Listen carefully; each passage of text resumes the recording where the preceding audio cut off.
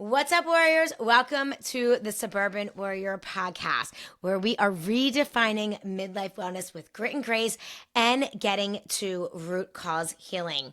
I am your host, Crissy Pyfer, integrative health practitioner and nutritionist, and I'm so excited to welcome my guest, Marie Cruz, to the podcast. She is a certified grief guide, life coach, speaker, retreat facilitator, and best-selling author who's helped women step into their power for over 15 years. Through her signature journaling process, The Nautilus Way, she helps women identify and rewire beliefs, learn how to allow peace and joy to coexist with grief while building clarity and confidence. Marie has turned personal adversity, including the loss of her mother and son, into a path of resilience and awakening. Now hosting transformational retreats at her Gulffront home, she empowers women to embrace their worth and step into abundant, intentional lives. Welcome to the podcast, Marie. Thank you so much just for taking your time and energy to create this space.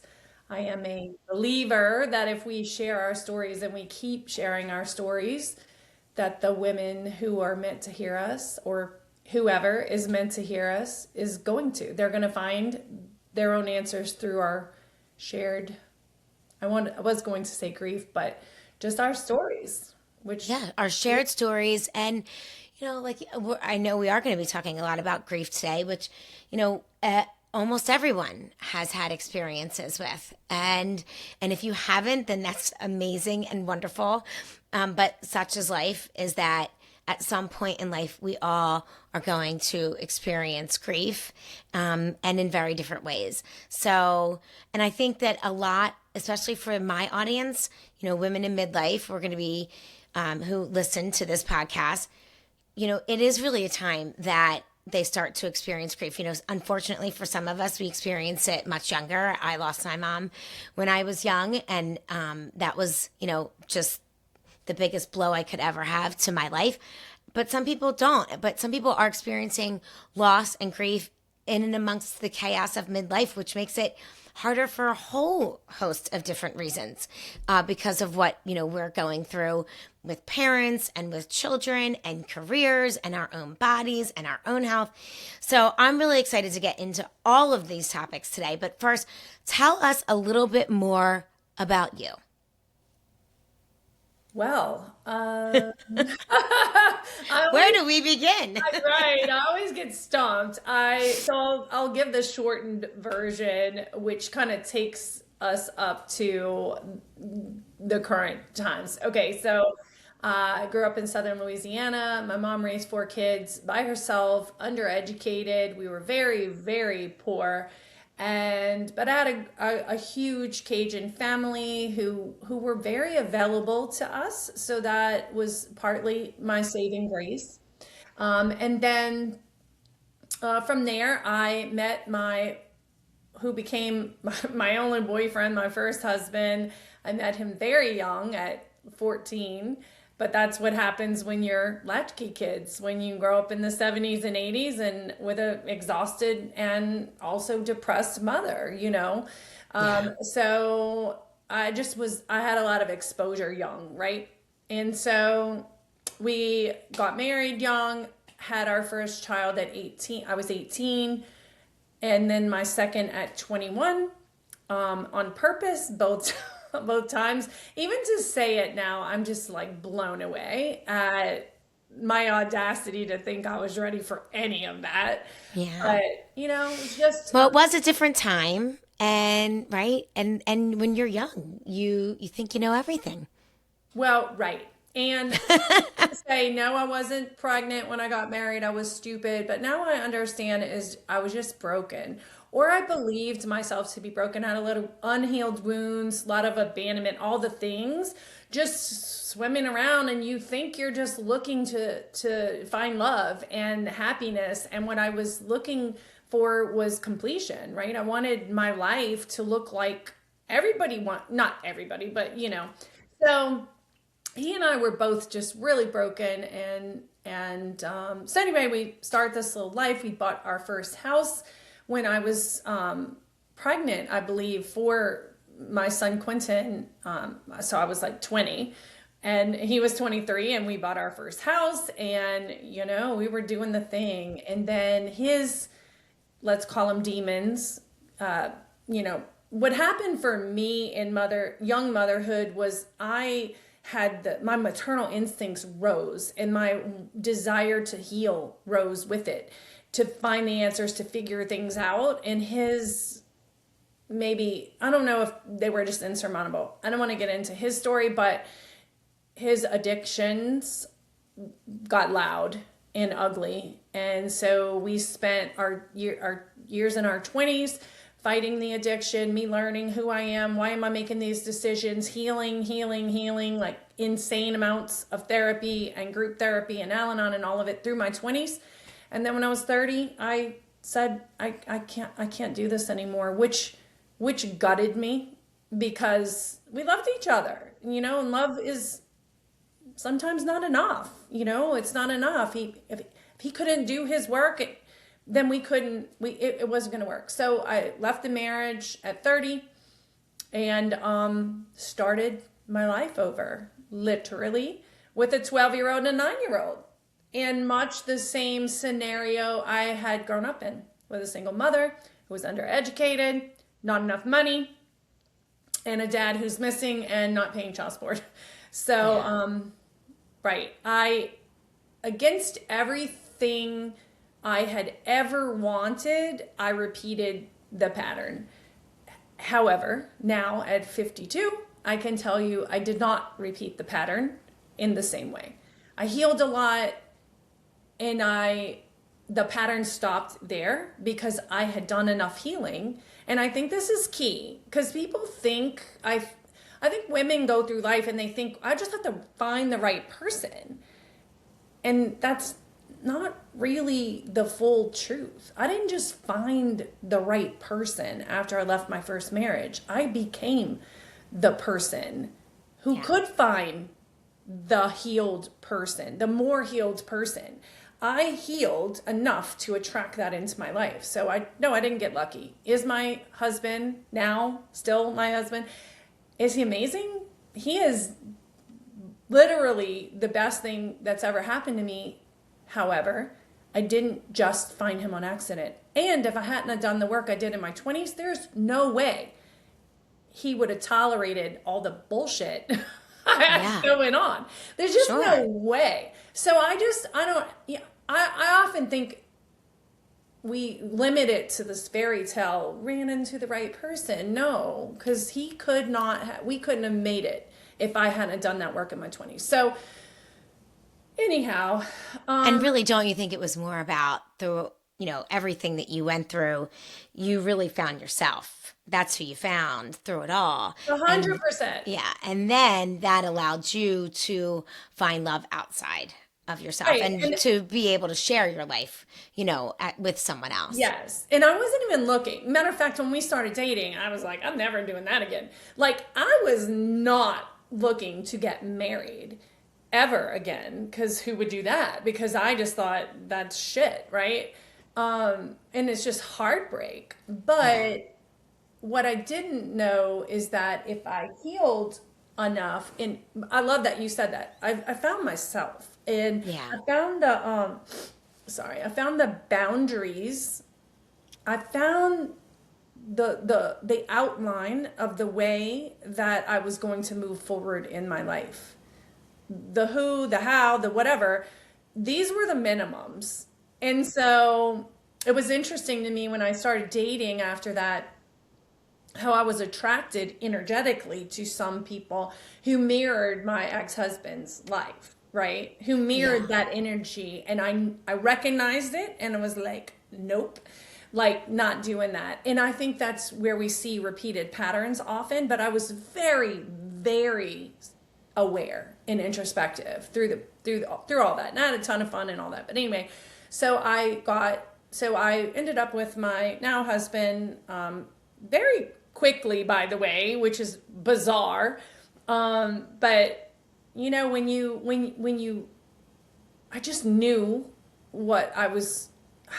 the energy was so healing and so fun and so easy that then my mind was like, oh, this is what it could be like, but it still took a lot of work on my part to keep going in, to keep going to therapy, to keep checking in with myself and growing and expanding and healing all of those survival mechanisms I had developed all the way to my, now I'm in my mid 30s and I'm dating him and all that.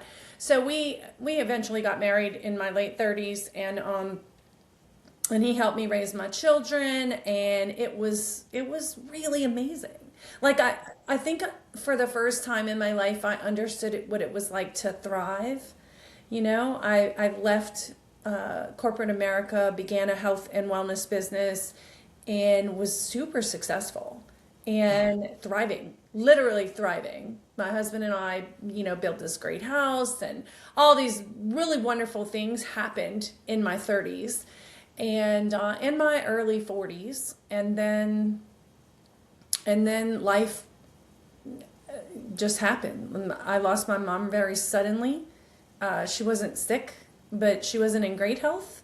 Her choices led to this path, but it wasn't imminent that she was going to die, and she did suddenly one day. We found her, and it was PTSD. It was also my first brush with true, like, profound loss. And it kind of rocked everything. Like my sense of my equilibrium, everything was like, oh, on any given Thursday, your whole life as you know it can just flip, And that happened when I was 42, and then I kind of got my feet back under me, kept running my business, did better and better in the business, because my drive and my tenacity are pretty, I would say, unique. And then I met some new goals in the business, but my life in general was really happy. My husband and I were great still, and my daughter's at so many life transitions. And by that point, my son was 22 and my daughter was 25, and then he left us by suicide, and it with no warning. So very similar to my mom, as in it's like sudden, but very different as in it's like a choice, right? And people argue about that in the grief community, in the suicide community. There's a lot of back and forth, like, well, he didn't choose because he had been on all these things. And I have my own reframe of it, what makes me sleep at night, But it happened, and it was sudden, and it was like darkness, right? And the nightmare that moms, the thing you fear is here, right? And so I feel like it was another starting point for me, right? Because I have to decide to get back up again. So losing my mom was like that, but not the same, right? I just had to, Right. I had to figure out a way through it. This was like a choice that I would let it define me, and I would lose myself, which I did kind of, because it's half of your identity's wrapped up in your children, right? Sure. So it was like at this crossroads, right? What am I going to do now? And part of what I talk about and teach a lot is, okay, now what? Like, and I don't mean immediately. Immediately, you're just breathing. You're trying to get your next breath. You're trying to put your face above the water because you're pulled under a lot, and everything you see and hear is like another suck you under. So at first, you're just trying to breathe. But somewhere in there, there's a decision to be made, just like all the other transitions in our life. I had to decide to save myself. I had to decide to that what was I going to do now? What? Because I couldn't get him back. All the kicking and screaming and pain, I'm not getting him back. So now what am I going to do with this new reality that I'm, standing in the middle of, and everything's swirling around you? And there's a choice. Let me rephrase. There are many choices, because I didn't have to choose that once. I had to choose it again and again and again and again, because grief is definitely not linear. Right. And I've said often that I have some gratitude for the order in which I experienced these two profound losses, because losing my mother prepared me for the impermanence of life.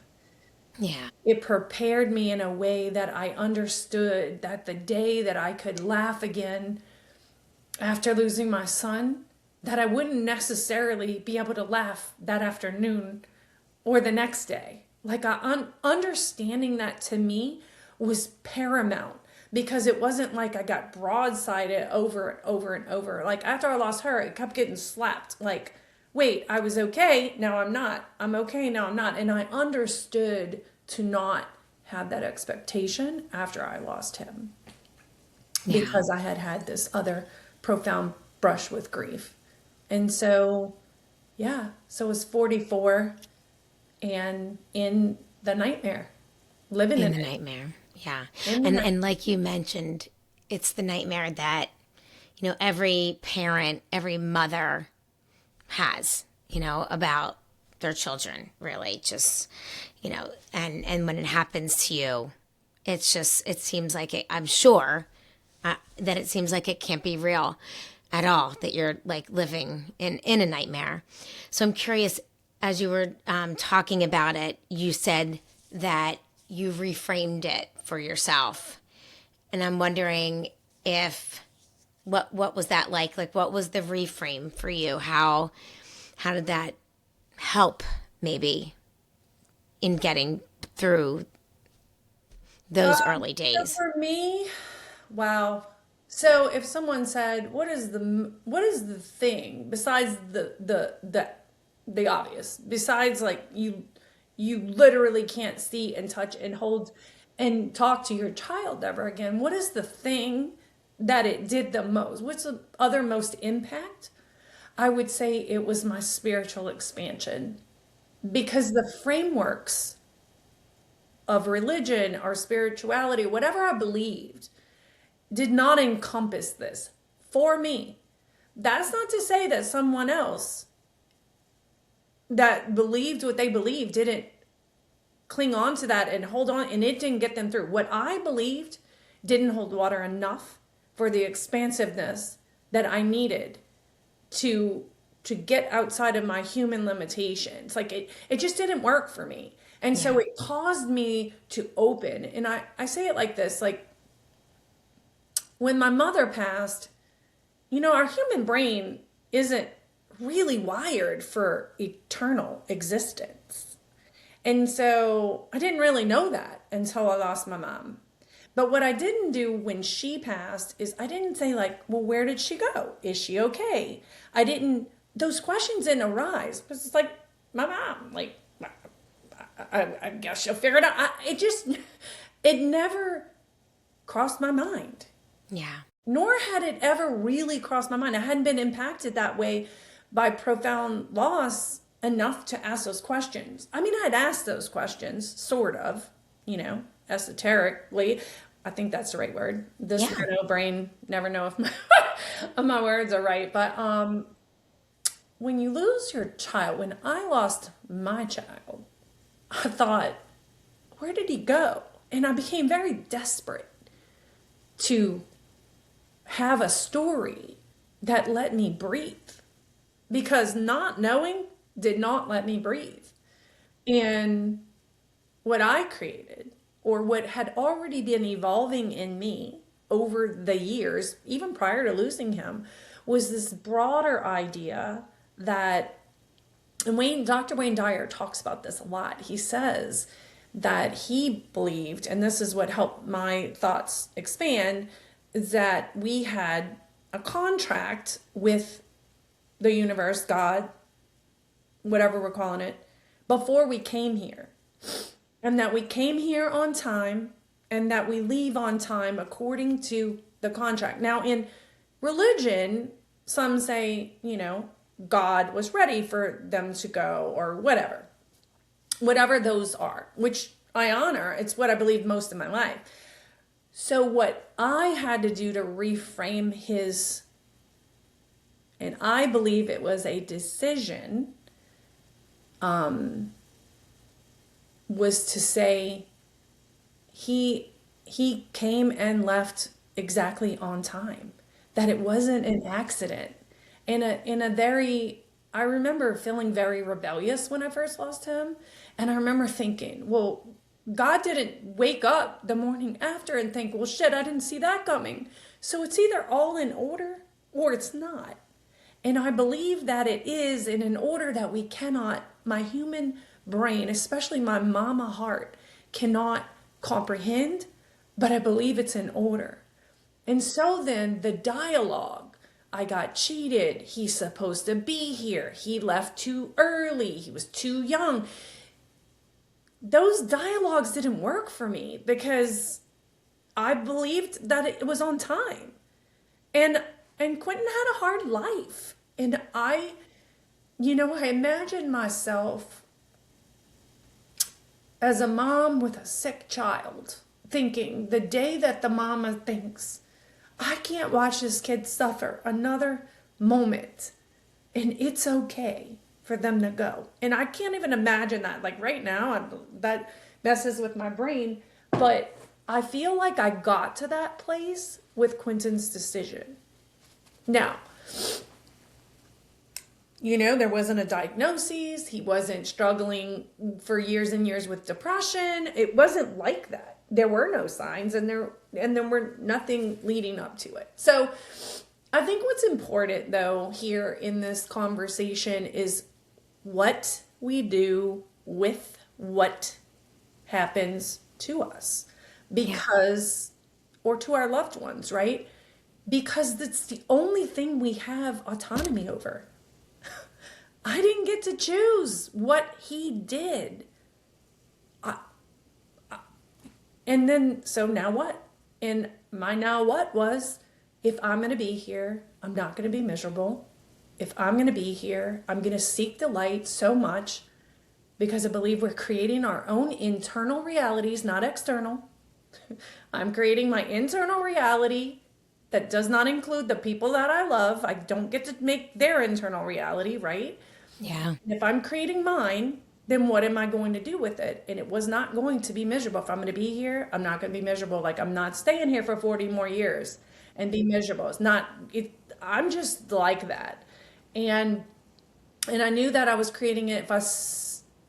One of my son's favorite quotes, he was a very deep, he was a writer. He was just so profound. And one of his favorite quotes was Rumi's quote, what you're seeking is seeking you. And I held that tight, like, I'm going to seek the light so much that I'm going to find it again. And I did. And I did. And I kept doing it. And 8 years later, I obviously have, my human mama heart is still broken, sad, but for the majority of my experience, I have joy and peace. And I've just learned how to allow it to coexist with this really great grief. I don't have to get rid of my grief. But from this place, I can experience him differently. I can think about his memories. I could sit here and talk to you and laugh and cut up and talk about what a little shit he was, and and it not mean anything, other than the reality was we had a long, sometimes hard life, and we had a lot of fun. And I thought he was going to make it. With everything in me, I thought he was going to make it. And so I think the hero part of the story, or the journey, is that when we are visited by these awful things, and when I say awful things, I don't mean just losing your child. I mean losing your best friend or your siblings or your parents or losing your career, and especially at women in midlife, we lose so much.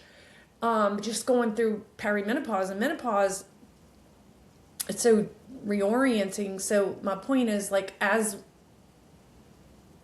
my therapist once told me, with any change there is loss, and with every loss there is grief. And as we learn to navigate that, my overarching is, you're creating what comes next. You can look for what you want. You can decide what kind of life you're going to live. You can rise above anything. And that if I can do this, then I can be an example that you can too, no matter what you're living in. And I realize that the dynamics are uniquely different for every single person. And I also realized that I was uniquely, what's the word? That I had some tools in place before I lost my son that I was able to apply going into it. And if you don't have that going into such a profound loss, you're probably going to feel more lost and more devastated. That's not the right word.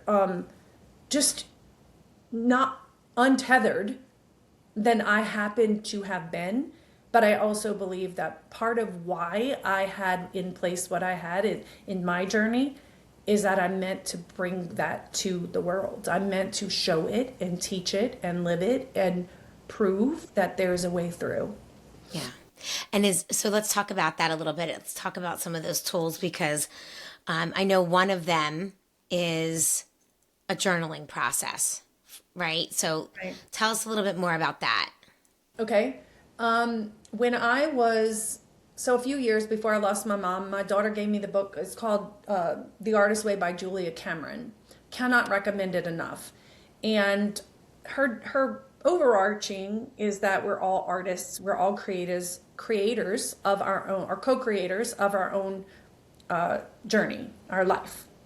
And in there, she teaches about the morning pages. And I've always been a writer, loved to write and journal, but I started journaling daily.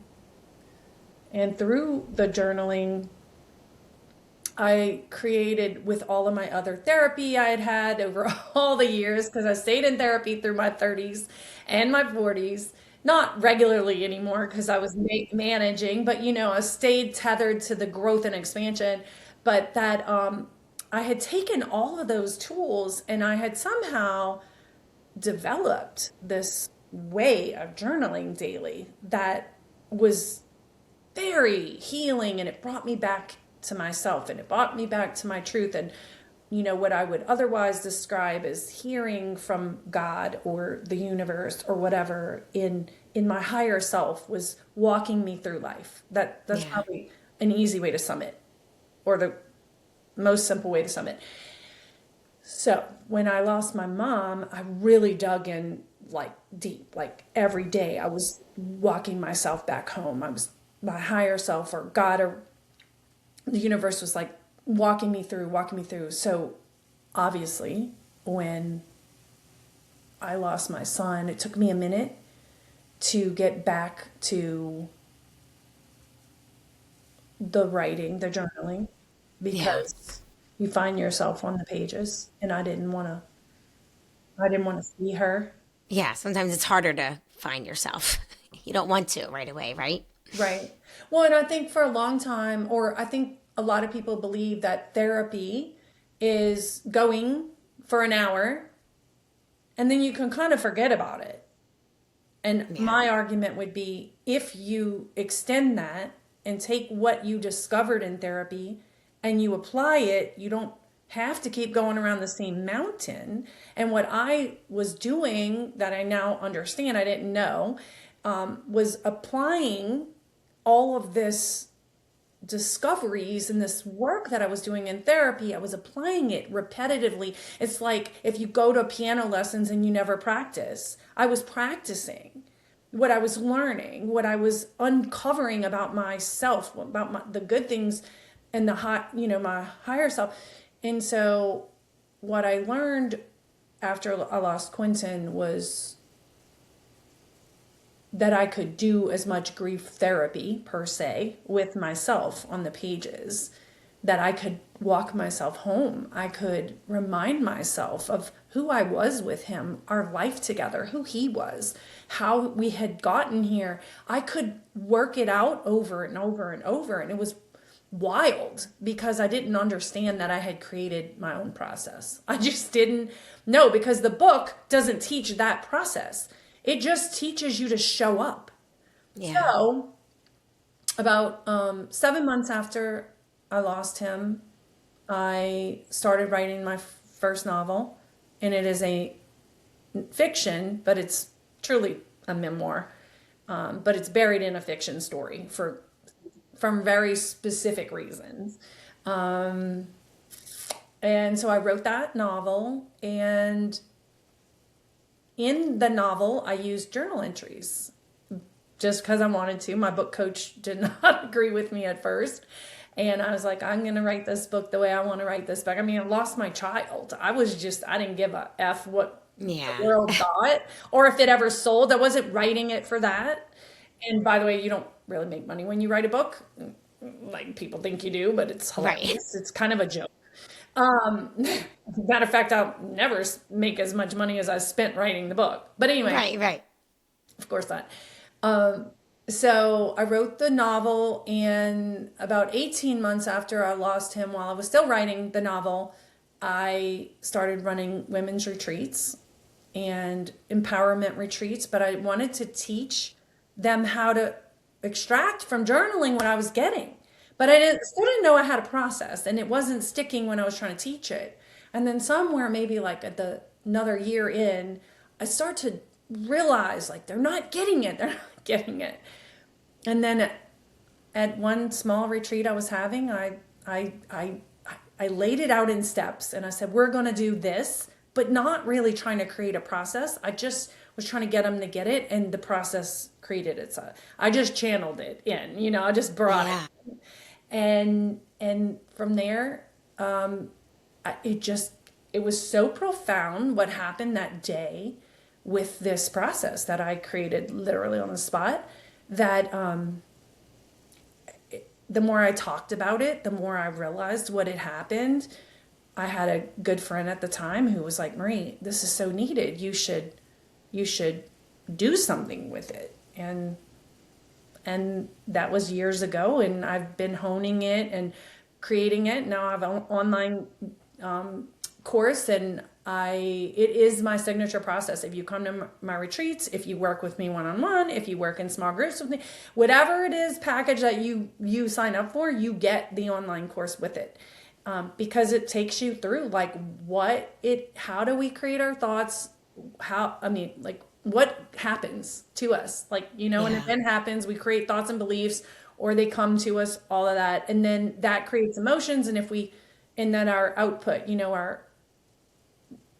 our behaviors reflect our emotions. Like we can look back at our beliefs and thoughts. And the whole idea of the journaling process is to question the thoughts and the beliefs that are literally running our life, and make sure that we bring truth in. Yeah.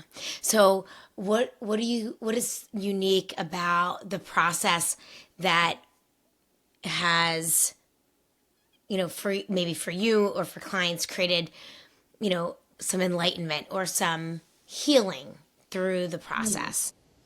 So I would say that what someone walks away with in the journaling process is a returning to their authentic self. And I know we're tossing that word around like crazy right now, but if you think about who you are before the things happened, opinions, experiences, traumas that turned you into who the world sees you to be, the journaling process returned you to her. To who was Marie before her parents divorced? Who was Marie when she was little and she was in her grandpa's garden and she sang and danced and went to the beach and danced on the beach? Like where did she go? Because the angry, opinionated, survival Marie is part of who I am, but it's not the bulk in my original authentic self. And that this journal writing process truly walks people back to her. And one of the, I think the key things that I've discovered or can really articulate now is we keep looking outside of ourselves for what we want and need. And what we really want and need is already inside of us. And if we can access it, we won't need what's on the outside of us, right? You won't need the perfect spouse. You won't need your kids to be a certain way, because you're going to give yourself, by returning to your authentic self, you're going to give that to yourself. It's me that I need approval from. It's me that I need to give myself credit. I don't need the world to tell me I'm good enough. I need me to remember that I always was. And that's what the journal writing process does. But the good part is you can do it whenever you want. You don't have to have a therapy appointment. And I just say, like, people just have to learn it, and then they can apply it in their own privacy. Like, it's not the only way, but it's a way. Yeah, it's such an amazing and wonderful technique to use. It's because when you are physically writing things down, your brain just reacts differently, right? It's different than reading. It's different than visuals. It is so important when you are writing. I've used journaling throughout my whole life, kept a diary from the time I was really a little girl, through to midlife, and, definitely more, have done it more at some times in my life than at others. And, when you kind of fall off the wagon, then you get back into doing it. What are some, techniques or questions or something that you could say to listeners now that, like, if they were going to wake up every morning and start journaling? Because I think part of the reason why this practice doesn't maybe stick with people is they're not really sure what to write, or where to start, kind of thing. And then it becomes like stream of consciousness. And what am I really writing? But do you have any suggestions for, like, where to start, questions to ask yourself? Or, when you start looking at the page or the pen in hand, what's a question that you could be answering just to get the thoughts flowing? So I approach it a little differently. Okay, great. As does that book that I mentioned. And it's what got me started. So here's what I have come to believe and how I explain it. The answers that you are looking for are in you already, right? Your therapist does not have your answers. Your therapist is a mirror for you to see yourself, to ask you the right questions, so you can uncover what's in you already, okay? So we go with that idea, and all we do, I used to think this is the most woo-woo word, but it's really not. Just open the portal to your soul, to your higher self. Open it. Now, religious-based belief systems, we could say open the door, just like you would sit to pray and you want to hear from God. If we sit to write, we can hear in pencil from our higher self, from God, from the universe, whatever. So, stream of consciousness is what I teach. It's literally where we start, because when you get comfortable, and I tell them, put the pencil on the paper and don't pick it up. If you pick it up, you're thinking, you're engaging your thinking brain, and the thinking brain is not where the answers are. Somebody said a long time ago, if your thoughts are what got you here. Like, stop thinking and so allow it to come from within. And so I tell them, look, you can write on we do this at the retreats. I'm like, you can write on the paper, like, this is the stupidest thing I've ever done. I can't believe I'm sitting here writing. I don't want to write. This isn't why I came here. Blah, blah, blah. Like, write whatever, stream of consciousness. that is my opinion. A lot of people are like, Marie, are you going to create a journal? And I'm like, prompts to me engage the thinking brain. I don't like prompts because I believe, and I have seen it evidentially, whatever the word is, at the retreats and all the one-on-one work where women over and over and over, they say, I had no idea that that was there. But they only got there because they didn't have a prompt. They only got there because they opened the portal, they poured out whatever was there, and it went from here to here to here to here. And then they got to some truth, some revelation, I didn't even know I was that upset with my husband or my mom or my whatever, whoever, work. I didn't even know that was just sitting there. And I always tell them, I've had a lot of people come to work with me and they think they're coming to resolve X, Y, Z.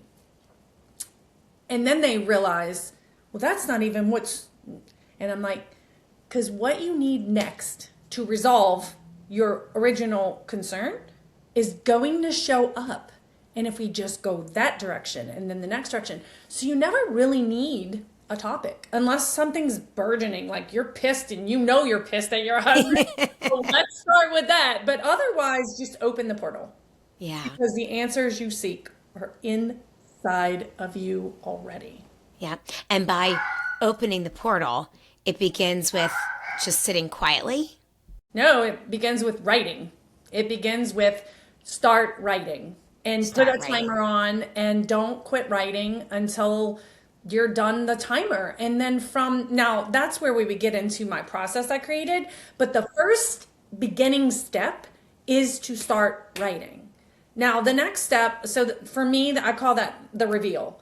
Whatever your soul needs to say, whatever you need to bring up and out is going to show up, okay? That would be the first part. And then the second part is the review. So we're going to look at that. We're going to look for pain points and we're going to ask questions about it. Like, what's the rest of the story? Is this even true? Did I create this? What else could be true? Like, there's so many questions that we could ask. That's when the questions start coming in, the prompts. But that is part of the process, not start with a topic, in my opinion. This is what I find really, really gets to the heart of it and allows your higher self to speak through you and to you. So then after that, we're going to do a rewrite, which is returning or allowing your higher self or God or the universe, whatever, to reparent you, to bring the loving voice in. And then the last part is the rewire. And we rewire by practice. Just like we lay down new neural pathways when we learn to play the piano, it's through practice. And it's through practice. So I teach, you highlight, you're looking for this, you apply it, and now we're going to rewire. And we rewire by daily practicing the same thing over and over. Not necessarily the same topic, but the same returning to your wholeness and goodness and who you are. Yeah. And I often say healing is returning to wholeness. It's just returning you back to your original divine state. Not because you were broken, because something was out of alignment, Right. And so, so what I've witnessed is we are most uncomfortable with giving ourselves the credit and the love that we deserve. That is what gets people the most uncomfortable. And It is the medicine. It's what we need the most, and it is the most uncomfortable, especially as women, right? Because we're taught and told, turn it down. Don't be too arrogant. Don't be too confident. Don't be too much. Don't, be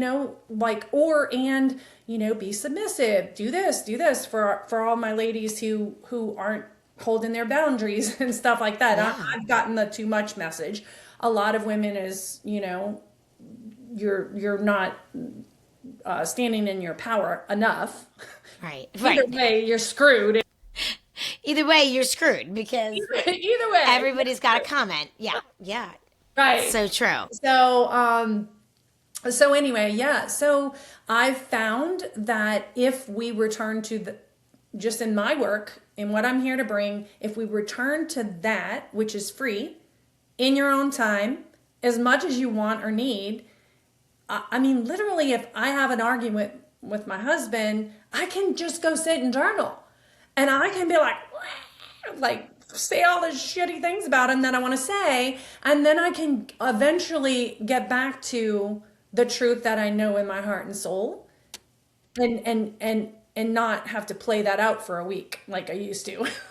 Right, right. No, absolutely. It's so Yeah. true. I really, I agree with you so much on it's really, that's where the healing really is. And it takes, it takes time and effort and practice and work. It takes work to the healing. That is for sure. Well, well, I say Which, like that's not. I'm sorry. Go ahead. no, no, go ahead. I was gonna say I say like it's not easy. No, This my process is simple, but it's not right. easy. But here's what's I always say this. It's what's harder is not doing it. Yeah, right. For sure. Because Absolutely. because when you're not looking, you can't heal what you don't see. You Yeah. can't heal what you are not aware of. And so then you just go around the proverbial mountain over and over and over and over in all places in your life. And you're Right. just stuck spinning Yeah. and you're like, I don't know how I'm here 2 years later. And I'm like, because you haven't looked enough to Yeah. allow the medicine in. So true. So true. To allow the healing. So, Marie, tell my listeners where they can learn more about you and your journaling process. Yeah, so on my website, it has all my social links, and also I do free consultations. You have to just fill out a little questions, but all my retreat information's on there. My website is a work in progress, but those things are there. You can also, I have a journal jumpstart workshop that I have recorded live, and I give it away for free if you just sign up for the newsletter, and then I send a lot out. But Facebook's my main platform, so if you click and follow me on Facebook, I'm trying to move along in TikTok, but it's a different world over there. Yes, it is. But Every social media platform is a whole new world. yeah, I'm least active on IG. I don't know why. It just hasn't had a feel Yeah, for it. because you have to pick one and kind of go with it Yeah, well, because Facebook it's I've a been lot. on the most, and most if we have a grieving mom listening, I do a lot of my grief process out loud on Yeah. Facebook when Okay. I'm down, when I'm up, when I'm processing. Like I do a lot of that work on Facebook, but my website mariecruz.com is the best avenue, place to get me and find all the retreats coming up and that kind of thing. Okay, great. Well, we will be sure to link all of that information in the show notes for all of my listeners. And I really want to thank you today for joining me and for, showing up and being so authentically you and for sharing your story, for sharing your grief, for sharing your process of, going through grief. Like you said, it is one that never ends. It is a roller coaster. And, every single day it is about going through it and deciding how you're going to show up. So thank you very much for showing up for us today and sharing everything that you had to share with us. And I'm really excited for more and more people to learn about your journaling process because it sounds like it's really something that can help heal. Like you said, it's free. It can help heal. And it's something that, can help you not only heal from grief, but just learn who you are authentically at the root of you, which is so much about this podcast. So thank you so much for joining me here today. I really, really appreciate it. Well, I just want to thank you one more time for providing the space. Absolutely. Because, if we collectively have enough space or places to share our stories, it can touch an unlimited amount of people. So Absolutely. Absolutely. And thank you guys so much for being here to listen today. I'll be back next week with another amazing suburban warrior here to share her story with you. In the meantime, please be sure to check out suburbanwarriorpodcast.com, where we have all of our free resources as well. And you can follow me on Instagram, TikTok, and YouTube. And I will talk to you next week.